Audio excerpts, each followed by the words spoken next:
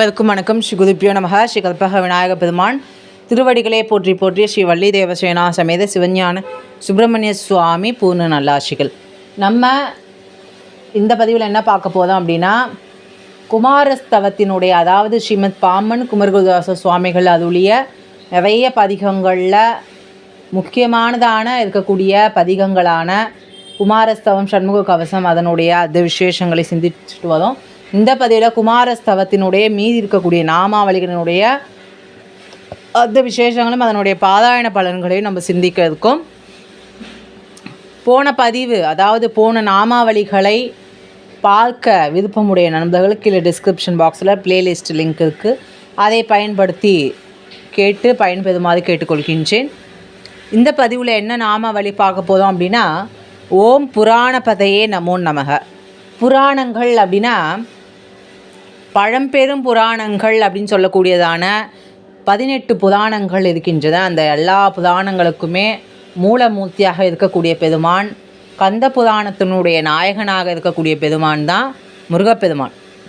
இந்த புராணங்களுக்கெல்லாம் தலைவனாக இருக்கக்கூடிய பெருமானுக்கு வணக்கம் அப்படின்னு இந்த நாமாவளியினுடைய அர்த்தங்கள் நமக்கு விளக்குகின்றன. மேலுமே புராணத்தினுடைய அனைத்து விஷயங்களும், அனைத்து தத்துவங்களுமே பெருமானுடைய அந்த கல்யாண குணங்களை விவரிக்கக்கூடியதாக இருக்கிறதுனால சுவாமிக்கு புராணபதையே நமோ நமக அப்படின்ற நாமாவளி மிகவும் அற்புதமாக அமைந்திருக்கின்றது அப்படின்னு பார்க்குறோம். அடுத்ததாக ஓம் பிராணபதையே நமோ நமக. நம்முடைய உடம்பில் 10 வகையான வாயுக்கள் சஞ்சாரம் செய்து கொண்டிருக்கின்றன. அவைகள் சஞ்சாரம் செய்யக்கூடிய வகையில் தான் நம்முடைய உடலினுடைய செயல்பாடு என்பது அமைகின்றது. அனைத்து கழிவுகளும் வெளியேறுகின்றது. அதாவது பிராணன் என்று சொல்லக்கூடிய வாயுக்கள் முதல் 10 வாயுக்கள், பிராணன், அபானன், உதானன், விதானன், சமானன், கூர்மன், நாகன் அப்படின்னு சொல்லக்கூடிய வாயுக்கள் நீண்டு கொண்டே போகின்றன. அந்த மாதிரி 10 வாயுக்களில் பிரதானமாக இருக்கக்கூடியது தான் பிராணன் அப்படின்னு சொல்லக்கூடியது. பிராணன் அப்படின்னா உயிர் காற்று அப்படின்னு. இந்த பிராணனை உள்ளிழுக்கும்போது தான் நமக்கு அந்த உயிரானது உடலில் சஞ்சாரம் செய்யக்கூடிய வகையில் நமக்கு அமைகின்றது. அப்போ அந்த பிராணனுக்கே தலைமை பதையாக இருக்கக்கூடிய பெருமான், பதியாக இருக்கக்கூடிய பெருமான் முருகப்பெருமானே எல்லா உயிர்களுக்குமே உயிர் நாடியாக பிராணபதையாக இருக்கிறதுனால பெருமானுக்கு ஓம் பிராணபதையே நமோ நமக. எல்லா உயிர்களுக்குமே ஜீவ நாடியாக இருக்கக்கூடிய முருகப்பெருமானுக்கு என்னுடைய வணக்கம் அப்படின்னு சுவாமிகள் இந்த இடத்துல நாமாவளியை பதிவு பண்ணுறாரு. அடுத்ததாக ஓம் பக்த பதையே நமோ நமக. பக்த சிரோன்மணியாக இருக்கக்கூடிய முருகப்பெருமானுக்கு என்னுடைய வணக்கம் அப்படின்னு சுவாமிகள் இந்த இடத்துல சொல்கிறார். பக்தர்களுக்கு பிரியமாக இருக்கக்கூடிய பெருமான், அடியவர் இச்சையில் எவை எவை உற்றன அவை அவை தருவித்தருள் பெருமாளே. அது இல்லைனா, நம்ம கேட்கக்கூடிய விஷயம் இல்லைனா கூட அதை தருவித்து கொடுக்கக்கூடிய பெருமான் தான் முருகப்பெருமான். கருணை கூர் முகங்களாலும் கதங்கள் 12 அப்படின்னு சொல்லக்கூடிய வகையில் பெருமானுடைய ஒவ்வொரு முகமுமே கருணை ததும்பக்கூடிய வகையில் நமக்கு அமைகின்றன. அதுபோலவே பக்தர்கள் கேட்கக்கூடிய அனைத்து பிரார்த்தனைகளையும் வேண்டுதலையும் தட்டாமல் தரக்கூடிய தெய்வத்தில் ஒருத்தர் முருகப்பெருமான். அதனால தான் அவருக்கு வள்ளல் அப்படின்னு சொல்லக்கூடிய அற்புதமான பெயர் என்பது நமக்கு அமைந்திருக்கின்றது. மேலுமே வேண்டிய போதடிய வேண்ட வராதுதவு பெருமாளே அப்படின்னு நிறைய இடங்களில் தன்னுடைய பெருமையையும் முருகப்பெருமானுடைய ஆட்கொள்ளும் தன்மையையும் அருணகிரிநாத சுவாமிகள் பாடியிருப்பார். அதுபோலவே பக்தர்களினுடைய அந்த பக்திக்கு எளியவனாக இருக்கக்கூடிய பெருமானுக்கு வணக்கம் அப்படின்னு பெருமானுடைய அருளால் முக்தி அடைந்த நிறைய அன்பர்கள் இருக்காங்க, நிறைய பக்தர்கள் இருக்காங்க. அருணகிரிநாத சுவாமிகள் தொட்டு ராமலிங்க அடிகளால், நக்கீரர், பாமன் குமரகுருதாச சுவாமிகள், சிதம்பரம் சுவாமிகள் முதலான எல்லா பக்தர்களினுடைய வேண்டுதலுக்களும் அவர்களுடைய முக்திக்கான அடித்தளமாக அமைந்தது முருகபக்தி அப்படின்னே சொல்லலாம். அதனால் அந்த பக்தர்களினுடைய தலைவனாக, பக்தர்களுக்கான பிரியமாக இருக்கக்கூடிய பெருமான் தான் முருகப்பெருமான். அதனால் அவருக்கு ஓம் பக்த பதையே நமோ நமக அப்படின்ற அற்புதமான திருநாமாவளி நீங்கள் அமைய பெற்றிருக்கிறத பார்க்கலாம். அடுத்ததாக ஓம் முக்த பதையே நமோ நமக. முக்தியை தரக்கூடிய பெருமானுக்கு வணக்கம். அனைத்து செல்வ சௌபாக்கியங்களும் இருந்து என்ன பயன்? கடைசியில் அது முற்றுப்புள்ளி அப்படின்றதே கிடையாது. ஏன்னா அடுத்த பிறவி நம்ம எடுத்து உழன்று கொண்டே இருக்க வேண்டிதான். எவ்வளவு சகல சௌகரியங்களும் இருந்தாலும், சுகங்கள் இருந்தாலுமே, அனைத்து உறவினர்களும் இருந்தாலுமே, பேரும் புகழுமே இருந்தாலுமே அது எதுவுமே நமக்கு உதவவே உதவாது. ஒன்று மட்டுமே உதவக்கூடியது பாவ புண்ணியங்கள் தான் நம்முடைய கூடவே வரக்கூடிய ஒரு பெரிய சொத்து. அதாவது முருகப்பெருமானுடைய அந்த அற்புதமான கருணை மட்டுமே நம்மை இந்த சம்சார சாகரத்திலிருந்து நம்ம உய்விக்கக்கூடிய வகையில் நமக்கு அமையும்.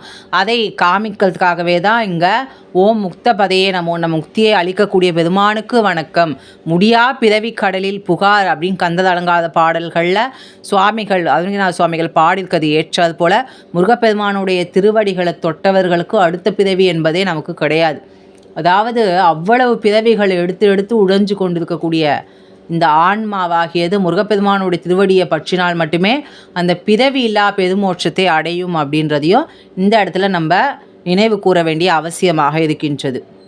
அடுத்ததாக ஓம் அகாரபதியே நமோ நமக, உகாரபதியே நமோ நமக, மகாரபதியே நமோ நமக.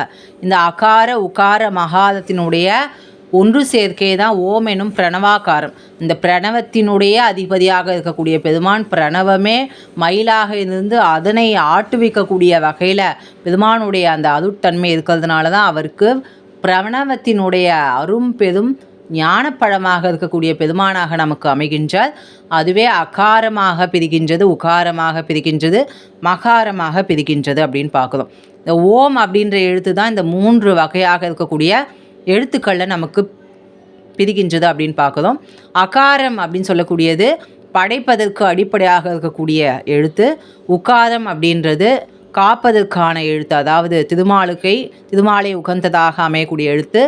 அது மகாரம் என்று சொல்லக்கூடியது ருத்ரனுடைய அம்சமாக அருளக்கூடிய வகையில் நமக்கு அமையும். அது போலவே பெருமானுடைய அந்த பிரணவத்தினுடைய தலைவனாக இருக்கக்கூடிய முருகப்பெருமானுக்கு நமஸ்காரம்.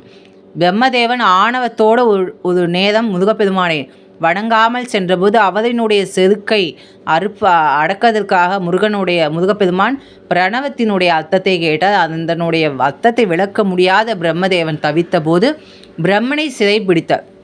அதனால தான் பிரம்மனை சிறைப்பிடிக்கும் போது படைப்பு தொழில் என்பது நின்று போனது. அந்த படைப்பு தொழிலை தானே ஏற்று தகப்பனுக்கு பிரணவத்தினுடைய உபதேசம் கொடுத்த தகப்பன் சுவாமி மலையில் நமக்கு இன்றளவுமே சுவாமி காட்சி கொடுத்து கொண்டிருக்கின்றார். பெருமானுக்கு மட்டும்தான் சுவாமிநாதன் அப்படின்ற பேர். சகல லோக புவனங்களுக்கும் அதிபதியாக இருக்கக்கூடிய சிவபெருமானுக்கே உபதேசம் செய்து குருவாக அமைந்தவர் நம்முடைய குமார கடவுள் என்று சொல்லக்கூடிய முருகப்பெருமான் தான்.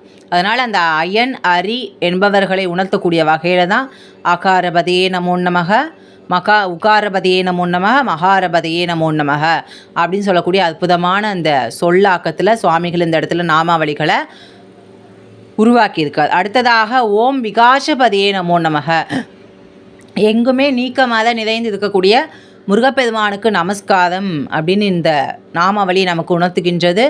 இடையெல்லை, கால எல்லை, பிறப்பு இறப்பு மூப்பு என்பவை இல்லாமல் எங்குமே நிறைந்துள்ள குருபதி தான் விகாசி.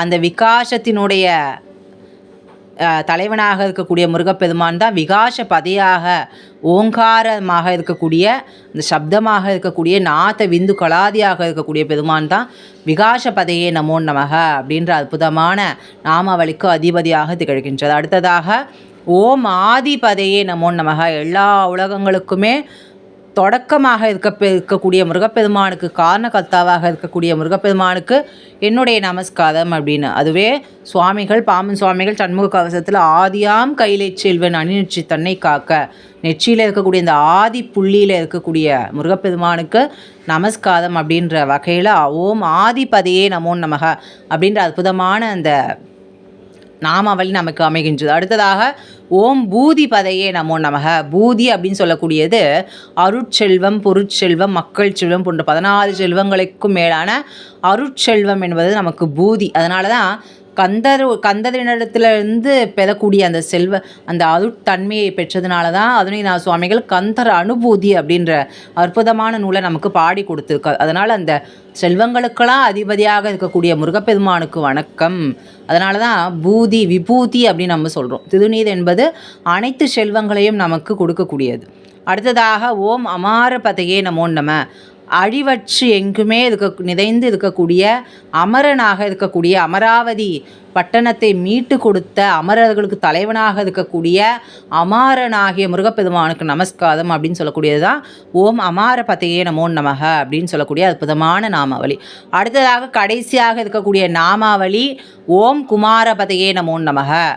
என்றுமே குமரனாக இருக்கக்கூடிய, என்றுமே இளமையாக இருக்கக்கூடிய பெருமான் முருகப்பெருமான் உல்லாச நிதாகுல யோகவித சல்லாப வினோதனும் நீ அலையோ எல்லாம் அதை என்னை இழந்த நிலம் சொல்லாய் முருகாசுத பூபதியே அப்படின்னு சுவாமிகள் சொல்கிறார். அதுபோல் உல்லாசமாக இருக்கக்கூடிய பெருமான், நிதாகுலனாக இருக்கக்கூடிய பெருமான், யோகனாக இருக்கக்கூடிய பெருமான், விதனாக இருக்கக்கூடிய பெருமான், சல்லாபனாக இருக்கக்கூடிய பெருமான், எல்லாமே அந்த அறுபடைகளில் பெருமான் அனைத்து வடிவங்களையும் நமக்கு காட்சி கொடுக்கின்றார். திருப்பதங்குன்றத்தில் கல்யாண சமேததாக தெய்வானை பிராட்டியோடு நமக்கு காட்சி கொடுக்கின்றார். அடுத்ததாக திருச்செந்தூரில் சுவாமி சூதனை அழித்து பகைவர்களுக்கு யமனாக அழகாக சுவாமி பூஜா மூர்த்தியாக காட்சி கொடுக்கின்றார். அடுத்ததாக பழனாபுரியிலே மிகவும் அழகாக சின்ன குழந்தையாக பாலசுப்ரமணியன பால தண்டாயுதபாணி சுவாமியாக போகரினுடைய கைக்கு அடக்கமாக சுவாமி குழந்தையாக காட்சி கொடுக்கின்றார். அடுத்ததாக சுவாமி மலையில் குருவாக சிவபெருமானுக்கே குருவாகி நம்மையெல்லாம் வழி நடத்தக்கூடிய குருநாதனாக காட்சி கொடுக்கின்றார்.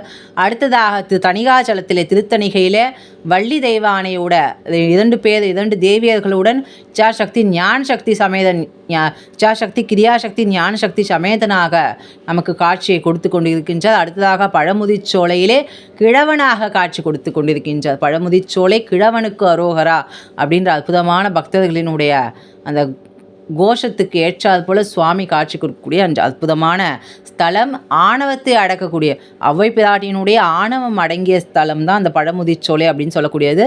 ஞானப்பழமாகிய பெருமான் ஞானப்பழம் முதிர்கின்ற அற்புதமான சோலை தான் பழமுதிர்ச்சோலை. அது போலவே என்றுமே குமாரனாக இருக்கக்கூடிய பெருமானுக்கு குமாரபதியே நமோ நமக அப்படின்ற அற்புதமான நாமாவளியோடு நம்ம குமாரஸ்தவத்தினை முருகப்பெருமானுடைய அருளாலும் ஸ்ரீமத் பாமன் குமரகுருதாச சுவாமிகளினுடைய அருளாலும் இந்த இடத்துல நம்ம நிறைவு செய்கின்றோம். இந்த குமாரஸ்தவத்தினால் படிக்கிறதுனால என்னென்ன பலன்கள் அப்படின்னு கேட்டோம் அப்படின்னா, முருகப்பெருமானுடைய சகல விதமான கல்யாண குணநலன்களையும் விளக்கக்கூடிய வகையில் சுவாமிகள் நமக்கு நாமாவளிகளை அமைத்து கொண்டிருக்கின்றார். அதனால் இந்த குமாரஸ்தவத்தினுடைய நாமாவளிகளை தினமுமே 6 முறை தட்டாமல் நம்ம பாராயணம் செய்யும் பொழுது நமக்கு எல்லா விதமான ஐஸ்வர்யங்களும் கிடைக்கும். எது கேட்டால் கிடைக்கும் அப்படின்னு கிடையாது, எது கேட்டால் கிடைக்காது அப்படின்றதான் நம்ம யோசிக்கணும். ஏன்னா எல்லாத்தையும் கொடுக்கக்கூடிய வகையில் தான் பெருமானுடைய அருள் கடாட்சம் என்பது நமக்கு அமையும். அந்த அருள் கடாட்சத்தை கொடுக்கக்கூடியது அற்புதமான ஒரு பதிகம்தான் இந்த குமாரஸ்தவம் அப்படின்ற பெயர்.